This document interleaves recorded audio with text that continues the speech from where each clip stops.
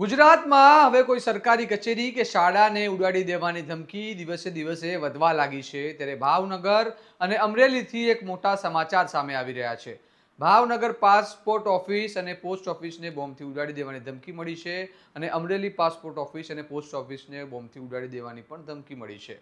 Police આ મામલે ઘટના સ્થળે દોડતી થઈ છે અને મામલે હવે સ્થાનિક લોકોમાં ભય પ્રસરી ગયો છે।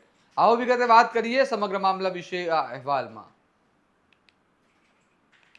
નમસ્કાર, હું ચિરાગ વર્ષાબેન, આપ જોઈ રહ્યા છો સ્વમાન।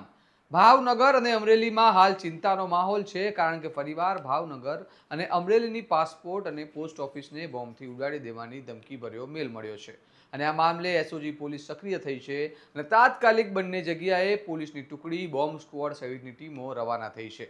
ભાવનગર પાસપોર્ટ ઓફિસની બાજુમાં જ પોસ્ટ ઓફિસ આવેલી છે અને ઉલ્લેખનીય છે કે અગાઉ આ પોસ્ટ ઓફિસને ઉડાડી દેવાની ધમકી મળી હતી અને ભાવનગર અને અમરેલી આ બંને જગ્યાએ શંકાસ્પદ વસ્તુઓ શોધવાની તજવીજ હાથ ધરવામાં આવી છે।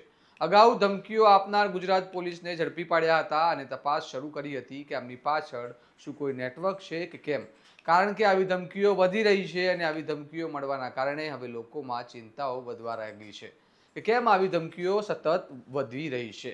તમારું આ મામલે શું મંતવ્ય છે અમને કમેન્ટ બોક્સમાં જણાવો અને આ પ્રકારના વિશ્લેષણવાળા સમાચાર માટે આ વિડીયોને લાઇક, કોમેન્ટ, શેર અવશ્ય કરો અને સ્વમાનની ચેનલને સબસ્ક્રાઇબ કરવાનું ભૂલતા નહીં। નમસ્કાર।